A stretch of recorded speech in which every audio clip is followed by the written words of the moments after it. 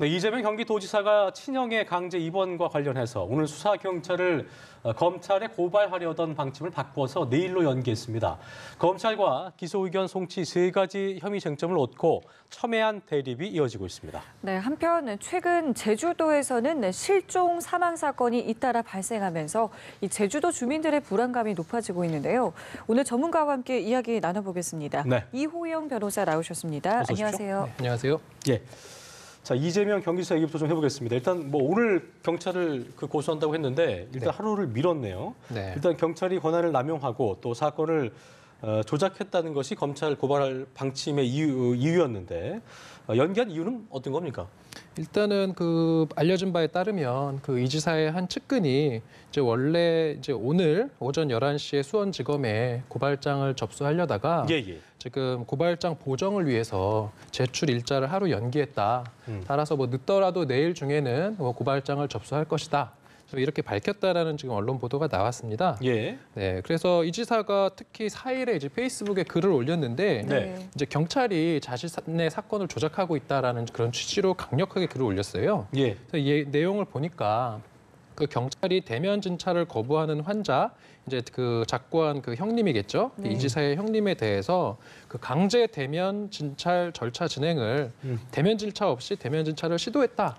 약간 이런 무지몽매한 어떤 순한 논리로 이제 직권남용죄라고 자기를 엮고 있다라는 식으로 지금 비판하는 글을 올렸는데 이래서 이제 부득이하게 수사경찰과 지휘 라인을 고발할 수밖에 없겠다. 이제 이렇게 밝혔거든요. 예. 근데 이것에 대해서 사실은 이런 수사기관을 이렇게 이제 직권남용으로 이제 고발하는 경우는 굉장히 이례적인 것이어서 아마 담당 고발을 대리하고 있는 변호사나 이런 법률 검토 과정에서 좀 신중하게 검토할 필요가 있겠다. 좀 이렇게 해서 고발장 접수가 지연되고 있는 거 아닌가 싶습니다. 고발장 보정이라는 것은 어떤 내용들이 좀 보정이 되는 것이고 또 봤더니만 이제 일각에서는 연기가 됐지만 이게 취소로 갈 수 있는 거 아니냐. 왜냐하면 이제 검찰 협의 후에 기소 의견으로 송치를 한 건데, 그러니까 검찰과 협의한 부분인데 이걸 고소한다고 하는 것은, 그러니까 이것 때문에 역풍을 고려한다는 의견도 있더라고요. 그러니까 이 연기가 취소로 이어질 가능성, 그리고 또 어떤 것들이 좀 보정돼야 되는지 어떻게 예상을 좀 해본다면요? 일단은 수사기관이 어떤 사건을 조작한다는 것은 사실 생각하기 좀 어려운 부분이어서 네, 고발을 한다는 것 자체가 너무 이례적이었던 것이고요. 또 이게 만약에 고발한 내용이 사실과 명백히 다른 부분이 있으면 오히려 나중에 무고죄로 이제 처벌을 받을 수도 있기 때문에 이런 수사기관을 고발하는 부분에 있어서는 굉장히 신중을 기해야 된다. 그렇군요. 이런 내부적인 법률 검토가 있었던 것으로 보입니다. 예. 그리고 나아가서 이 고발장 접수를 보정하다. 보정이라는 것은 결국은 이 세부적인 내용에 있어서 잘못된 내용이 없는지 검토한다는 건데. 다시 한번 검토하겠다. 네, 이런 것을 보정하다가 만약에 고발장 접수 자체를 취소하겠다라는 일각의 어떤 예측에 대해서는 사실 이미 고발하겠다라고 이렇게 공표를 한 상황에 고발을 하지 않는 것은 조금 지금 상황으로서 가능성이 높지는 않다. 좀 이렇게 보입니다. 알겠습니다. 이 이재명 지사가 경찰에 대해서 좀 노골적인 반감을 드러낸 거는 사실 지난번 경찰에 출석했을 때이기도 했는데요. 당시 화면을 저희가 좀 보고 이야기를 나눠보겠습니다. 네, 함께 보시죠. 네, 경찰 수사에 좀 불만 있으시다는 그동안 입장 밝히셨잖아요. 지금도 같은 입장이신가요? 모든 경찰이 그런 것은 아니겠고 일부 경찰이 오버한 건 분명한 것 같습니다. 그러나 결국은 대한민국에 경찰만 있는 것은 아니고 검찰도 있고 법원도 있기 때문에 결국 순리에 따라서 진실에 접근할 것이고 진실에 접근해서 합리적인 결론이 날 것으로 확신합니다. 네, 이재명 지사 지금 진실이라는 단어를 썼거든요. 이제 하루를 연기했습니다만 고발을 하게 되면은 앞으로 그 고발 이후에 어떤 가능성들이 좀 열리게 되는 건가요? 일단은 실제로 만약에 진짜 수사기관을 고발을 한다면 결국은 수사기관도 또 수사를 받아야 되는 그러니까 피의자를 수사하던 수사기관이 또 도리어 수사기관이 또 다른 수사기관으로부터 수사를 받아야 된다는 이런 좀 이상한 그게 분당소였으니까 다른 경찰서에서 여기를 수사하는 거예요? 어떻게 아마도 이렇게 되면은 경찰을 수사하기는 어려울 거고 아마 보통 검찰이 이제 직접 수사하는 경우가 있습니다. 그러면 검찰에서 이제 경찰을 직접 수사하게 되지 않을까 싶은데 이렇게 그 수사를 받던 피의자가 고발했다라는 그런 사실 가지고 바로 수사기관을 수사하는 거는 그런 식으로 이게 만약에 선례가 생긴다라고 그렇죠. 한다면은 모든 피의자들이 다 자기를 예. 수사하고 있는 수사관을 그 고발하거나 이렇게 되면 수사 자체가 어려워질 수 있기 때문에 실제로 이 고발이 이루어졌다고 해서 바로 이 지사를 그 조사한 그 수사관들이 직접 수사가 바로 착수가 되는 것은 조금 어렵지 않나 이렇게 보입니다. 네.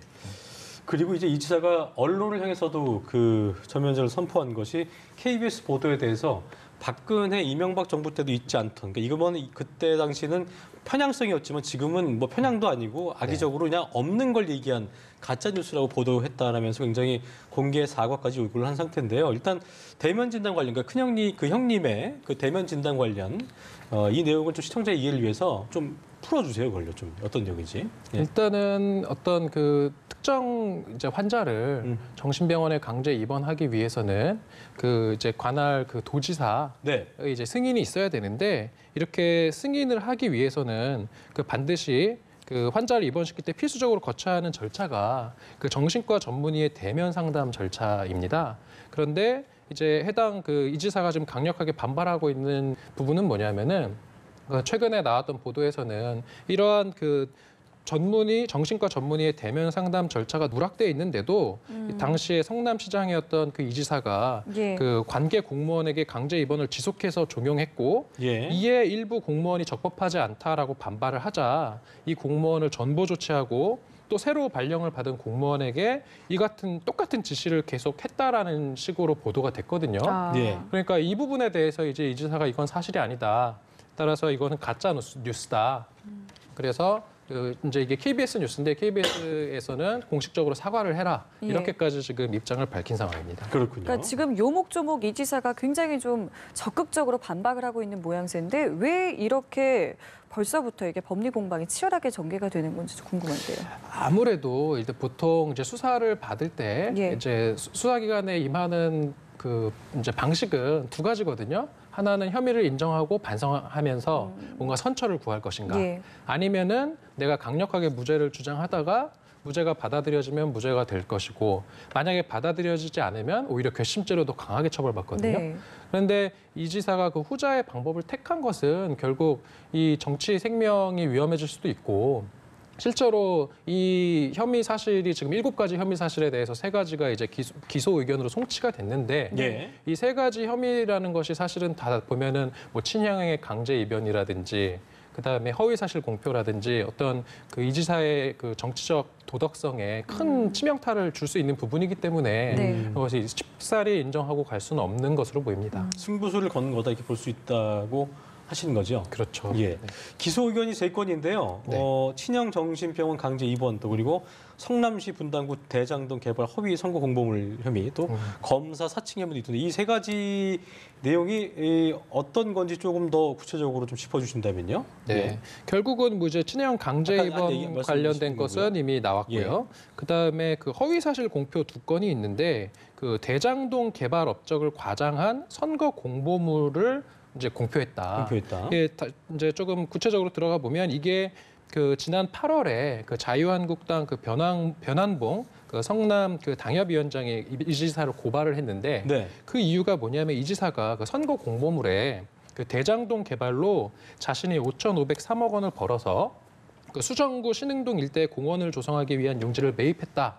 이런 이제 그 공보물의 내용에 대해서 아니 대장동 사업에 대해서 아직 이익 환수까지는 시간이 한창 남아서 이런 5,503억 원을 벌었을 리가 없다 이거는. 그러니까 이런 본인의 어떤 치적을 과장해서 선거 공보물에 담았기 일어난 때문에 것이 아닌데 이미 일어난 것처럼. 그렇죠. 예. 그래서 이게 이제 허위사실 공표다라고 고발을 한 그런 혐의가 하나 있고요. 예. 그다음에 검사 사칭 관련해서는 이게 이미 이 지사가 그 이제 2002년 당시에 그 김병량 전 성남시장에게 검사를 사칭해서 이 지사가 전화를 걸었었다라는 혐의로 네. 실제 250만 원의 벌금형을 선고받았었습니다. 예. 근데 이것에 대해서 지난 4월과 5월에 이제 경기지사 후보 토론회에서 네. 이 지사가 그런 250만 원의 벌금형 선고에도 불구하고 그건 내가 한 게 아니다. 이렇게 이제 그 토론회에서 이야기를 했는데 예. 이것이 이제 또 허위사실 공표다. 이렇게 해서 지금 기소 의견으로 송치가 돼 있는 상황인 것입니다. 그렇군요. 지금 여기에 나온 이 혐의점들이 만약에 사실로 밝혀지게 되면 그 형량은 어느 정도 수준이 되는 건가요? 일단은 뭐 지금 이제 이게 기소 의견 송치라는 게 뭐냐면 경찰에서 수사를 해서 그 작성된 서류와 기록들을 이제 검찰로 넘긴다. 네. 이걸 송치라고 하거든요. 그러면 아직 검찰 수사조차도 이루어지지 않은 상황이기 때문에 사실 형량이 얼마 정도 나올 것이다라는 말씀을 드리기는 조금은 너무 나아간 것 이르군요. 같은데 예. 다만 지금 여기 나와 있는 주된 혐의들이 보면 허위사실 공표 결국 공선법 위반인데 예. 이게 공선법 위반이 5년 이하의 징역이거든요. 그렇다고 한다면은 이게 만약에 사실로 밝혀진다고 한다면 한 3년에서 4년 정도의 실형도 나올 수 있다. 하지만 이건 어디까지나 이러한 혐의 사실들이 실제로 기소가 되고 예. 나아가서 재판 결과 유죄로 밝혀졌을 때의 그런 일이기 때문에 네. 지금 단계에서는 이게 쉽사리 단정하기는 조금 어렵다 이렇게 말씀드리고 그렇군요. 있습니다. 지켜봐야겠는 부분인 것 같고요. 네. 또 불기소 의견으로 검찰 송치된 내용 중에 하나죠. 여배우 스캔들 혐의. 이 김부선 씨가 경찰 조사를 마쳤는데 여기까지 오길 원치 않았다 이렇게 진실을 밝혀달라 말을 했는데요. 네. 이 사안에 대해서 무죄 추정의 원칙까지 깨고 있다 주장을 하고 있는데 앞으로 좀 어떻게 좀 전개될 거라고 예상을 하세요? 일단 이 여배우 스캔들이 사실 굉장히 이슈가 됐지 않습니까? 그렇죠. 그런데 이게 많은 분들이 좀 놀랐던 게 여배우 스캔들은 실제로 불기소 의견으로 검찰로 송치가 됐어요. 예. 네. 근데 그 이유를 제가 보니까 그 김부선 씨가 경찰 조사에서 그 어떤 혐의 사실에 대한 진술에 좀 협조를 하지 않았다고 해요.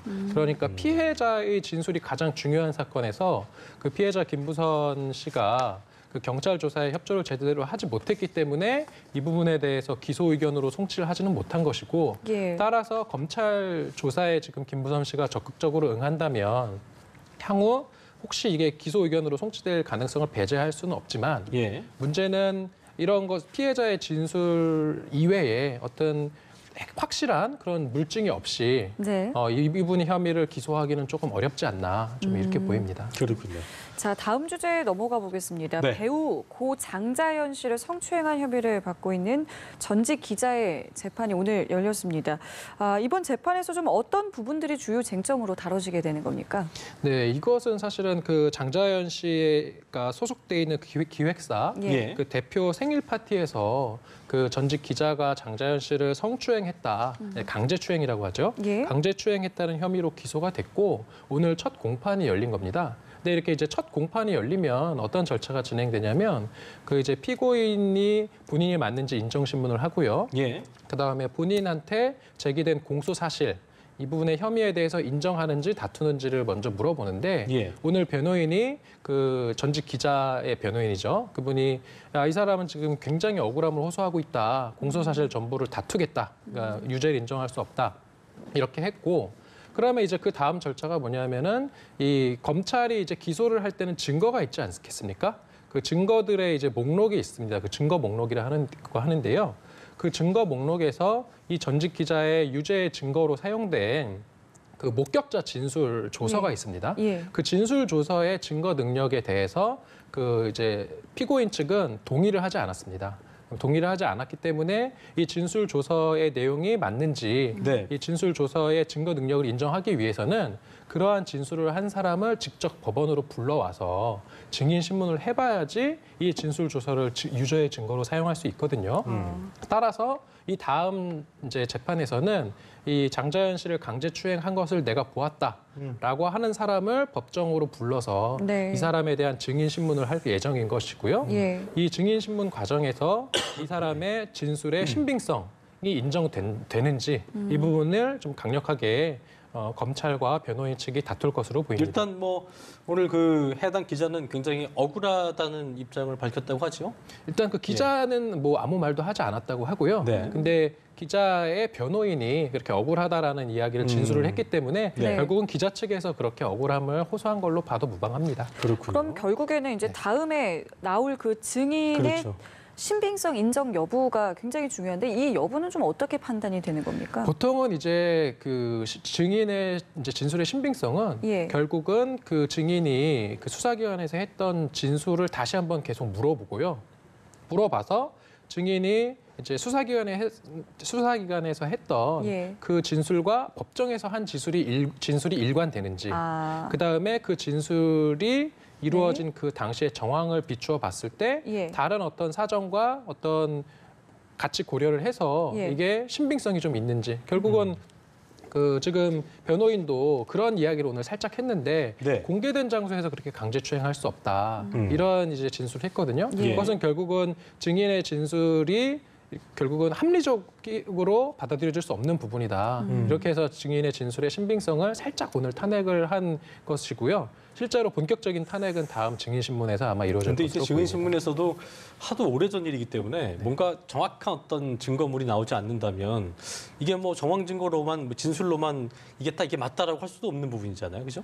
일단은 그 증인의 진술만 가지고도 유죄 판결을 하는 것 자체는 경우도 가능합니다. 있습니다만, 예. 가능한데 이제 이거 같은 경우는 사실은 이미 피해자는 고인이 되어서 없지 않습니까? 그렇죠. 그다음에 강제추행 같은 경우는 뭐 신체에 어떤 뭐 상해가 남는다든지 이런 부분도 거의 없기 때문에 예. 결국은 목격자의 진술의 신빙성이 인정되는지 여부에 따라서 유무죄가 갈릴 것으로 보입니다. 알겠습니다. 예, 저희 다음 주제로 넘어가 보겠습니다. 예. 제주도에서 여자 아이 그리고 남성의 시신이 발견이 됐습니다. 그렇습니다. 오늘 들어온 소식에 의하면 이 여자 아이의 신원까지는 이제 파악이 됐다. 다만 이 아이의 어머니의 행방은 좀 묘연하다라고 하는데 어떤 내용입니까 이게? 네, 일단 뭐 4일 오후 1시에 그 네. 제주항 북서쪽 그 35km 해상에서 이제 신원 미상 남성 시신도 발견됐고, 또 4일 오후 6시에는 이제 여자 아이의 또 시신이 발견됐는데 네. 이렇게 시신만 발견된 상황에서는 이제 이게 어떤 범죄로 인한 것인지 아니면은 뭐 자연사인 것인지 이런 부분이 명확하지는 않거든요. 네. 예. 따라서 이제 검사의 부검이 있어야 될 것으로 보이고요. 그 이제 부검 결과 혹시 타살의 정황이 있다고 한다면 이제 수사가 좀 진행될 것으로 보입니다. 그렇군요. 일단 뭐 지금 성규 앵커의 말대로 엄마의 행방이 묘연한 상태여서 아무튼 그쪽으로도 좀 연관을 해볼 수도 있겠죠. 당연히 그렇죠. 지금 그 실종된 여아의 어떤 가장 그 친권자는 어머니가 만약에 보이지 않는다고 한다면 네. 일단은 유력한 용의선상에 올려두고 수사를 할 가능성이 있습니다. 예. 네. 그 제주도에서 보면요, 최근에 좀 이런 좀 실종 예. 혹은 뭐 사망 사고가 좀 늘어나서 주민들의 불안감이 높아지고 있다라는 보도들이 계속 나오고 있거든요. 그렇습니다. 왜 이런 일들이 계속 반복된다고 보시는지요?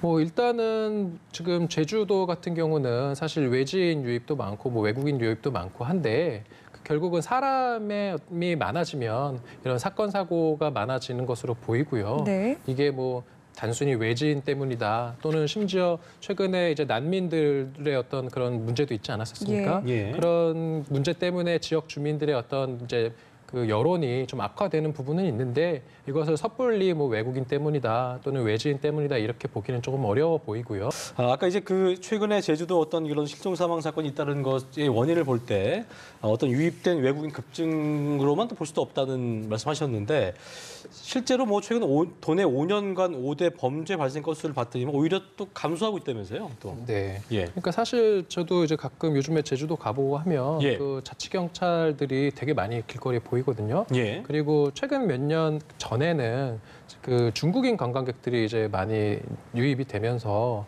그 강력 범죄가 많이 발생되고 있다라는 언론의 그런 비판들이 되게 많았어요. 네, 네. 그래서 그 이후로 그 제주도 자치경찰에서 이런 이제 민생 치안, 그다음에 강력 범죄에 대해서 좀 대대적으로 단속도 하고 그렇게 있다는 얘기를 들었고 실제로 그런 좀 성과가 어느 정도 있는 거 아닌가 그렇게 보입니다. 이 자치 경찰제라는 게 정확히 어떤 건지 좀 설명을 부탁드릴게요. 네, 결국은 우리가 흔히 알고 있는 경찰이라는 것은 중앙집권적인 경찰이거든요. 행정안전부 소속으로 그렇죠. 경찰청이 있지 않습니까? 예. 그런데 이것을 자치경찰이라고 하는 거는 그 지방 분권 이념에 따라서 우리나라 같은 경우는 이제 제주 특별자치도 그 제주시의 경찰권을 부여해서 그 책임을 지방자치단체가 담당하는 제도라고 볼 수 있고요.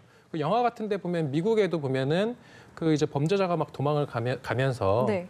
주의 경계를 딱 벗어나면 더 못 쫓아가거든요. 아, 그렇죠. 그렇죠. 예. 그런 거랑 좀 비슷하다고 보면 됩니다. 그래서 제주도 내부에 이제 어떤 경찰에 관련해서는 제주의 그 제주시에 경찰권이 부여가 돼서 이제 경찰권을 행사하는 건데 이러한 것의 어떤 장점이라고 하면은 결국은 그런 범죄나 교통 등 그 지역 특성에 맞춰서 경찰 활동이 가능하다라는 게 있고 단점이라는 것은 결국은 유기적인 협조가 어려워질 수 있다. 또는 경찰이 한 군데에 계속 있고 어떤 순환 보직이 안 되기 때문에 그 지역 토착 세력과 유착이 될 어떤 우려가 있어서 그렇죠. 그런 부분에 대한 좀 문제점이 대두가 되고 또 나아가서는 이런 자치단체별로 경찰권을 달리 행사하다 보면 그 자치단체의 그 재정 여력에 따라서 이런 경찰력이 어떤 쪽은 되게 강하고 어떤 쪽은 좀 약화될 수도 있고 이런 어떤 좀 지적도 있는 것으로 알고 있습니다. 실제로 그 제주경찰 인력이 좀 굉장히 부족하다면서요? 어떻습니까? 실태가? 일단은 지금 최근에 그 인력이 부족하고 특히 그래서 보면은 1인당 그 2012년에는 그 1인당 그 이제 제주 인력이 1,364명이었는데 2018년에는 이제 8월에 이제 1,727명으로 이제 인력을 늘렸다고는 해요. 네. 근데 오히려 1인당 담당 사건과 사고가 결국은 이제 우리도 이제 경찰 조사 같은 거 이제 가보고 해보면 네. 그 경찰관들이 너무 그 가지고 있는 사건 수가 몇십 건씩 되거든요. 그러니까 특히 이제 경찰의 어떤 누가 이제 자기가 피해를 당했다라고 네. 고소를 하거나 고발을 한 사람들이 가장 많이 가지는 그 불만이 뭐냐면 자신이 고발장을 접수해놨는데 그 몇 달이 지나도록 경찰한테 연락 한 통 오지 않는다. 이러한 사연이 너무 이야기들을 많군요. 네, 맞습니다. 뭐냐면은 그 경찰이 가지고 있는 그 사건 수가 일단 너무 많고요. 근데 이게 최근에 알려진 바에 따르면은 제주도 같은 경우가 그 수사관 1인당 담당 사건과 사고가 전국 1위라고 해요. 예. 그렇다고 한다면 사실은 그 치안의 유지나 이런 부분에 있어서 조금 애로사항이 있을 수 있다. 이렇게 볼 수 있는 것입니다. 예, 알겠습니다. 저희 오늘 이호영 변호사와 이야기 나눠봤습니다. 저희 오늘 말씀 여기까지 듣겠습니다. 고맙습니다.